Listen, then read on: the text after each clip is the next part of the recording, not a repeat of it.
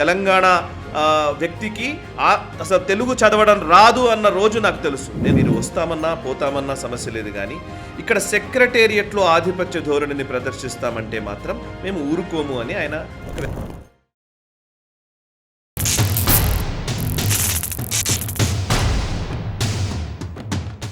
నమస్తే, welcome to right angle. ముందుగా తెలంగాణ ప్రజలకు తెలంగాణ రాష్ట్ర ఆవిర్భావ దినోత్సవ శుభాకాంక్షలు. 2014లో తెలంగాణ రాష్ట్రం ఆవిర్భవించిన నాటి నుంచి నేటి వరకు తెలంగాణ ఉద్యమ నేపథ్యం గురించి, తెలంగాణ చరిత్ర గురించి, తెలంగాణ రాష్ట్ర ప్రజల ఆకాంక్షల గురించి అనేక సందర్భాల్లో అనేక విషయాలు పంచుకుంటూనే వస్తున్నాము. అండ్ రాష్ట్రాలుగా విడిపోదాం, ప్రజలుగా కలిసి ఉందామన్న భావనని తెలంగాణ ప్రజలు, ముఖ్యంగా ఆంధ్రాకు సంబంధించినటువంటి వాళ్ళ విషయంలో అనేక సందర్భాల్లో వ్యక్తపరుస్తూనే వస్తూ ఉన్నాం. దీంట్లో ఎటువంటి సందేహము అక్కర్లేదు. రాజకీయాలు ఎలా ఉన్నా, భావజాలాలు ఏమైనా, రాష్ట్రాలుగా విడిపోయినా ప్రజలంతా ఒకటే అనే ఒక భావననైతే ఖచ్చితంగా మనం ఇస్తూ వెళ్ళవలసినటువంటి సందర్భం ఇది. ఇవాళ నేను ఈ విషయం ఎందుకు మాట్లాడాల్సి వస్తుంది అని అంటే కనుక, ప్రస్తుతం పవన్ కళ్యాణ్ తెలంగాణలో ఈ ఆవిర్భవ దినోత్సవం రోజుననే ఒక సభకు శ్రీకారం చుట్టడము, ఆ సభకు అనుమతి లేదంటూ అనుమతిని నిరాకరించడము, దీన్ని సవాల్ చేస్తూ పవన్ కళ్యాణ్ జనసేన పార్టీకి సంబంధించిన ప్రతినిధులు హైకోర్టును ఆశ్రయించడము, హైకోర్టు తిరస్కరించడము జరిగింది. అంటే దాని మీద విచారణను తీసుకోలేదు. ఈ నేపథ్యంలో సభకు అనుమతి ఎలా ఉంటుందో తెలియదు, కానీ ఒక ప్రెస్ మీట్ అయినా పెట్టుకునే అవకాశం ఇవ్వండి అని పవన్ కళ్యాణ్ గారు విజ్ఞప్తి చేశారు ట్విట్టర్ వేదికగా. ఆయన తెలంగాణ ప్రజలకు శుభాకాంక్షలు తెలుపుతూనే ఆయన ఒక ప్రకటన చేశారు. దానికి ప్రతిగా ఇటు కాంగ్రెస్ పార్టీ నుంచి కూడా కొన్ని విమర్శలు వస్తున్నటువంటి పరిస్థితి. ఈవెన్ తెలంగాణ ఉద్యమ నాయకులైనటువంటి జేఏసీ చైర్మన్గా పనిచేసినటువంటి కోదండరామ్ గారు కూడా వ్యాఖ్య చేశారు. అండ్ ఆంధ్ర తెలంగాణ ప్రజలు ఎలాగూ కలిసే ఉంటాము, కానీ దాంట్లో సమస్య లేదు, కానీ మీరు వస్తామన్నా పోతామన్నా సమస్య లేదు, కానీ ఇక్కడ సెక్రటేరియట్లో ఆధిపత్య ధోరణిని ప్రదర్శిస్తామంటే మాత్రం మేము ఊరుకోము అని ఆయన ఒక వ్యాఖ్య చేశారు. అండ్ అంతేకాదు, ప్రొఫెసర్ నాగేశ్వర్ గారికి భావ ప్రకటన స్వేచ్ఛ లేదా? మీకు భావ ప్రకటన స్వేచ్ఛ ఉన్నప్పుడు ఆయనకు కూడా ఉన్నట్టే కదా, ఆయన స్వేచ్ఛను ఎందుకు హరించాలని చూస్తున్నారు ఆంధ్రప్రదేశ్ ప్రభుత్వం అని కోదండరామ్ గారు ప్రశ్నించారు. ఇంకోవైపు టీపీసీసీ చీఫ్ మహేష్ కుమార్ గౌడ్ గారు స్పందిస్తూ ఆయన చేసిన వ్యాఖ్య ఏంటంటే, ఆయన కొండగట్టుకు రావచ్చు, ఇక్కడ ఏదైనా డొనేట్ చేయాలనుకుంటే చేయవచ్చు, ఆయనకు మంచి జరిగితే డొనేట్ చేయవచ్చు, అంతేగాని ఇక్కడ రాజకీయం చేస్తానంటే ఇక్కడ ప్రజలు ఆశీర్వదించరు ఆయనకి. ఎందుకంటే ఆయన ఆంధ్ర వ్యక్తి, ఆంధ్రాలో పుట్టినటువంటి వ్యక్తి, ఆంధ్ర మూలాలు ఉన్నటువంటి వ్యక్తి, ఆయన తెలంగాణలో రాజకీయాలు ఎందుకు చేస్తారు అని మహేష్ కుమార్ గౌడ్ గారు ప్రశ్నిస్తున్నారు. అసలు బేసికల్లీ ఇప్పుడు నేను ఇప్పుడు పవన్ కళ్యాణ్కి మద్దతుగానో లేకపోతే ఇంకొకరికి వ్యతిరేకంగానో మాట్లాడాలన్నది నా ఉద్దేశం కాదు. బట్ ఎస్, ఏదైనా సరే ఒక ప్రతిపాదన చేసినప్పుడు ఆ ప్రతిపాదన అందరికీ వర్తిస్తుంది, కానీ కొంతమందికి కొన్ని సందర్భాల్లోనే వర్తిస్తుందా అనేది అసలు ప్రశ్న. దాన్ని హిపోక్రసీ అంటారు. కొన్ని సందర్భాల్లో అది వర్తిస్తుంది, ఇంకొన్ని సందర్భాల్లో వర్తించదు. నాకు అనుకూలంగా ఉన్నప్పుడు ఒకలాగా, నాకు వ్యతిరేకంగా ఉన్నప్పుడు ఒకలాగా అనే భావనని ఈ ద్వంద్వ ప్రమాణాలు అంటారు. ఇది హిపోక్రసీ కింద కౌంట్ చేయాల్సి ఉంటుంది. ఈ హిపోక్రసీ గురించి నేను కొన్ని విషయాలు చెప్తాను. అసలు బేసికల్లీ 2014కి ముందు తెలంగాణ మలిదశ ఉద్యమం టైంలో కాంగ్రెస్ పార్టీ లేదా తెలుగుదేశం పార్టీ, ముఖ్యంగా ఈ రెండు పార్టీలే కీలకంగా ఉన్నాయి. టీఆర్ఎస్ పార్టీ ఎలాగూ తెలంగాణ రాష్ట్రం కోసం ఏర్పడినటువంటి పార్టీ. కాంగ్రెస్ తెలుగుదేశం పార్టీలు రెండూ కూడా వర్టికల్గా స్ప్లిట్ అయిపోయాయి ఒక రకంగా చెప్పాలంటే. తెలంగాణ నేను అప్పుడు న్యూస్ చదువుతున్న రోజుల్లో వేరే ఛానల్లో ఉన్నప్పుడు మేము చాలా స్పష్టంగా చదివేవాళ్ళం, సీమాంధ్ర ఎంపీలు తెలంగాణ ఎంపీలు అని. సీమాంధ్ర కాంగ్రెస్ ఎంపీలు తెలంగాణ కాంగ్రెస్ ఎంపీలు, సీమాంధ్ర టీడీపీ ఎంపీలు తెలంగాణ టీడీపీ ఎంపీలు, టీడీపీ అండ్ సీమాంధ్ర టీడీపీ, ఇట్లా మాట్లాడేవాళ్ళం. అండ్ ఈవెన్ ఇది నిజంగా చెప్పాలంటే ఇది ప్రాంతీయ పార్టీల్లో ఉంటుందంటే ఒక లెక్క, తెలుగుదేశం పార్టీకి సంబంధించి ఆ సమస్య ఉందంటే లెక్క. బట్ జాతీయ పార్టీ అయినటువంటి కాంగ్రెస్ పార్టీ ఓవైపు పొన్నం ప్రభాకర్ గారు, నిన్న మంత్రి గారు ఆయన మాట్లాడిన సందర్భం తెలుసు. నిన్న ఆయన కూడా మాట్లాడుతూ పవన్ కళ్యాణ్ సభకు మేము అనుమతి ఇవ్వము అది అని ఆయన మాట్లాడారు. పొన్నం ప్రభాకర్ గారి ఆయన తెలంగాణ ఉద్యమ కాలంలో చాలా సీరియస్గా ఆయన పోరాడిన విధానం నాకు తెలుసు. కరీంనగర్ ఎంపీగా ఆయన ఉన్నప్పుడు తెలంగాణ ఎంపీలు వర్సెస్ సీమాంధ్ర ఎంపీలు అన్నట్టుగా ఢిల్లీలో లాబింగ్ జరుగుతూ వచ్చిన సందర్భాలు నాకు ఇంకా ఇప్పటికీ గుర్తు. అటు లగడపాటి రాజగోపాల్ వ్యాఖ్యలు చేస్తూ ఉంటే, ఇటు పొన్నం ప్రభాకర్, వివేక్ ఇట్లాంటి వాళ్ళందరూ కూడా తెలంగాణ కాంగ్రెస్ భావనను వినిపించినటువంటి వ్యక్తులు నాకు తెలుసు. అండ్ ఈవెన్ టీడీపీకి సంబంధించి కూడా అటు ఇటు విభిన్నమైనటువంటి ధోరణులతో మాట్లాడారు. అటువైపు ఉన్న వాళ్ళందరూ సమైక్యవాదం ఎత్తుకున్నారు, ఇటువైపు ఉన్న వాళ్ళందరూ తెలంగాణకు మేము అనుకూలమని చెప్పినట్టు సందర్భం. ఈవెన్ ఒకనొక సందర్భంలో 2009 ఎలక్షన్స్కి ముందు ఈవెన్ చంద్రబాబు గారు కూడా లేఖ ఇచ్చారు తెలంగాణ ఏర్పాటు చేయాలని. దాన్ని దూషించిన పరిస్థితి అదే కాంగ్రెస్ ఎంపీలు, సీమాంధ్ర కాంగ్రెస్ ఎంపీలు తెలుగుదేశం పార్టీని విమర్శించిన సందర్భాలు తెలుసు. అప్పుడు ఒక వర్టికల్ స్ప్లిట్ రాజకీయాల్లో స్పష్టంగా మనకు కనిపించింది.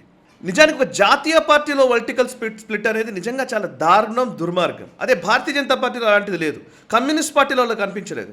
సిపిఎం పూర్తిగా సమైక్యవాదాన్ని ఎంచుకుంది. సిపిఐ పూర్తిగా తెలంగాణ ప్రత్యేక రాష్ట్రం కావాలని వాళ్ళు మద్దతు పలికారు. బీజేపీ తెలంగాణ రాష్ట్రం కావాలనే కోరుకుంది. ఒక రాష్ట్రం, ఒక ఓటు, 2 రాష్ట్రాలు అని ఎప్పుడో ప్రణాళికలు వాళ్ళు మేనిఫెస్టోలో కూడా పెట్టారు. So Bharatiya Janata Party, BJP, Seemandhra BJP అనే వాదనలు ఎక్కడా లేవు. మేబీ ఒక వెంకయ్య నాయుడు గారు ఒకరు కొంత సమైక్యవాదం కోసం పనిచేశారు అని చెప్పేసి వీళ్ళు విమర్శిస్తుంటారు. ఆయన కూడా ఎప్పుడు బహిరంగంగా ఒక్క మాట కూడా తెలంగాణకు వ్యతిరేకంగా మాట్లాడలేదు నాకు తెలిసి.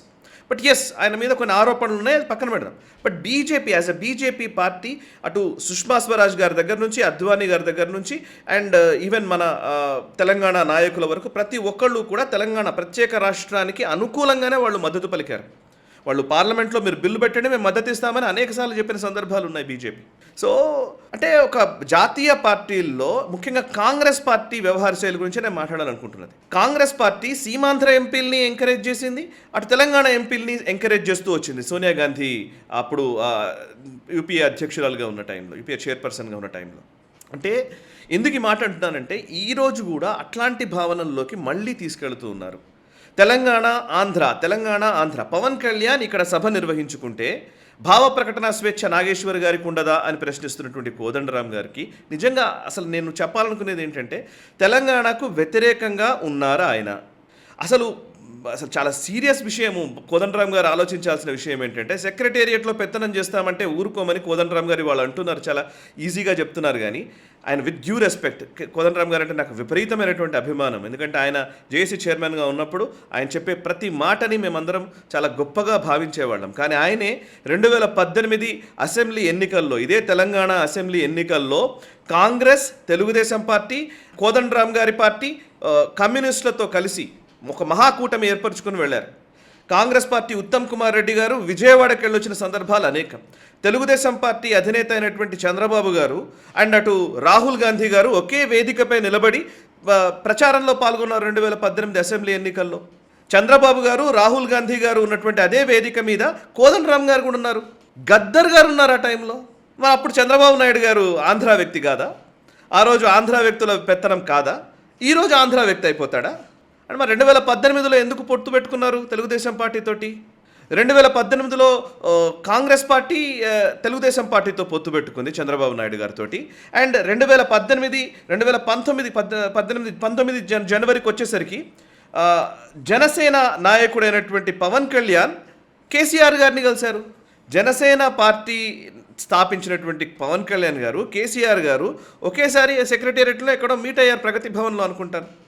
వీళ్ళిద్దరు కలిసి ఫోటోలకు ఆయన చాలా గొప్పగా ఇద్దరు పొగుడుకున్నటువంటి సందర్భాలు ఉన్నాయి. అండ్ ఇప్పుడు జనసేన పార్టీ ఈరోజు సభ ఇక్కడ పెడితే తప్పు అని మాట్లాడుతున్నటువంటి వాళ్ళు, అసలు జనసేన పుట్టిందే హైదరాబాదులో. జనసేన మొట్టమొదటి ఆవిర్భావ సభ అంటే మొట్టమొదటి ఆ జనసేన పార్టీని లాంచ్ చేస్తున్నటువంటి సభ హైదరాబాద్లోనే జరిగింది. ఇదే హైటెక్స్లో జరిగింది 2014లో. అండ్ అదే పవన్ కళ్యాణ్ గారు 2023 అసెంబ్లీ ఎన్నికల్లో, ఈవెన్ 2023లో జరిగినటువంటి అసెంబ్లీ ఎన్నికల్లో జనసేన పార్టీ తెలంగాణలో పోటీ చేసింది బీజేపీతో కలిసి. 7-8 నియోజకవర్గాల్లో జనసేన అభ్యర్థులను నిలిపింది. 2023 అసెంబ్లీ ఎన్నికల్లో పోటీ చేసినటువంటి జనసేన పార్టీ ఇవాళ ఆంధ్ర పార్టీ అయిపోయింది. ఇప్పుడు ప్రెస్ మీట్ పెట్టడానికి నిరాకరిస్తున్నటువంటి పరిస్థితి, లేదా ఒక సభ పెట్టుకుందామంటే ఒప్పుకోమంటున్నటువంటి పరిస్థితి. అంటే ఇది ఎంత ద్వంద్వ ప్రమాణాలు కాదా? ఇదే పవన్ కళ్యాణ్ తన మొట్టమొదటి మీటింగు, జనసేన ఆవిర్భావ మీటింగు హైదరాబాద్లోనే పెట్టుకున్నారు. ఇదే జనసేన పవన్ కళ్యాణ్కి ప్రగతి భవన్లోకి పిలిచి కేసీఆర్ గారు శాల్వా గప్పి ఇద్దరు కలిసి ఫోటో ఆప్స్ ప్రదర్శించారు. అప్పటికైనా పొలిటికల్ పార్టీ నాయకుడు, ఆయనేం ఊరికే సినిమా హీరోగా రాలేదు. ఆయన పొలిటికల్ పార్టీ నాయకుడిగానే వచ్చారు. జనసేన అధినేత, టీఆర్ఎస్ అధినేత కలిసి సంభాషించుకున్నారు. అండ్ తెలుగుదేశం పార్టీ విషయంలోకి వస్తే అదే తెలుగుదేశం పార్టీ తోటి కాంగ్రెస్ పార్టీ పొత్తు పెట్టుకుంది. ప్రొఫెసర్ కోదండరామ్ గారు కూడా ఆ పొత్తులో ఉన్నారు, ఆ కూటమిలో ఉన్నారు 2018 ఎలక్షన్స్లో. అప్పుడెప్పుడు కూడా అంటే మనకు అనుకూలంగా ఉన్నప్పుడు ఒకలాగా మాట్లాడతాం, మనకు అనుకూలంగా లేనప్పుడు వాళ్ళు ఆంధ్ర వాళ్ళు అయిపోతారు, ఆంధ్ర ద్రోహులు అవుతారు, తెలంగాణ ద్రోహులు అవుతారు. అంతేనా? ఇక్కడే అసలు సమస్య వస్తోంది. పొలిటికల్ పార్టీలు నేను ఏది ఇప్పుడు ఇమీడియట్గా అనగానే చంద్రబాబు నాయుడు ఏం తెలంగాణ అనుకూలమైన వ్యక్తిగా నేను చెప్పట్లేదు, సీమాంధ్ర వ్యక్తి అని నేను మాట్లాడట్లేదు, నేనేం మోటివ్స్ ఆపాదించట్లేదు. ఐమ్ జస్ట్ క్వశ్చనింగ్ ఆ రోజు ఏం జరిగింది, ఆ రోజు జరిగినప్పుడు ఏం మాట్లాడారు, ఈ రోజు ఏం మాట్లాడుతున్నారు, ఇది నా మేజర్ అంశం. ఇప్పుడు అదే లెక్క అయితే కనుక వైఎస్ జగన్ గారి సోదరీమణి అయినటువంటి వైఎస్ షర్మిల గారు తెలంగాణలో పార్టీ పెట్టి పాదయాత్ర చేశారా లేదా? అప్పుడు పాదయాత్ర ఆమె చేస్తున్నప్పుడు ఎందుకు ఆపలేదు? ఆమె ఇక్కడ నుంచి వెళ్ళిపోయింది, ఆమె కాంగ్రెస్ పార్టీలో ఉంది, కాంగ్రెస్కి ఇప్పుడు ఆంధ్రప్రదేశ్ పిసిసి అధ్యక్షురాలుగా ఉంది కాంగ్రెస్ పార్టీకి సంబంధించి. ఆమెను ఎందుకు మాట్లాడరు? ఇంకా కాంగ్రెస్ పార్టీ వ్యవహార శైలి ఇంకా దారుణం. మహేష్ కుమార్ గౌడ్ గారు అంటున్నది ఏంటంటే ఆంధ్ర ప్రాంతానికి చెందినటువంటి వ్యక్తి తెలంగాణలో ఎట్లా ఓట్లు అడుగుతారు, ఎలా ఒప్పుకుంటారో అని అంటున్నారు. మరి రాహుల్ గాంధీ గారు సభలు నిర్వహించకూడదు తెలంగాణలో. ఇంకా రాహుల్ గాంధీ గారు తెలంగాణ వ్యక్తి కాదు. ఇవాళ ఏఐసిసి అధ్యక్షుడైనటువంటి మల్లికార్జున్ ఖర్గే కర్ణాటకకు చెందినటువంటి వ్యక్తి. అటు ఇప్పుడు టీపీసీసీ నిజంగా తెలంగాణ రాష్ట్రానికి సంబంధించి ఇన్ఛార్జ్గా కాంగ్రెస్ పార్టీ ఇన్ఛార్జ్గా ఉన్నటువంటి మీనాక్షి నటరాజన్ గారు మధ్యప్రదేశ్కు చెందినటువంటి వ్యక్తి. మీనాక్షి నటరాజన్ గారికి ఇక్కడ సమావేశాలు నిర్వహించే హక్కు ఉంటుంది. ఒక పొలిటికల్ పార్టీ అధినేత అయినటువంటి జనసేన పవన్ కళ్యాణ్ గారికి ఇక్కడ ఉండదు. బీఎస్పీ టికెట్ల మీద మాయావతి స్థాపించినటువంటి కాంశీరామ్ స్థాపించినటువంటి మాయావతి పార్టీ అయినటువంటి బీఎస్పీ టికెట్ మీద తెలంగాణలో పోటీ చేయొచ్చు.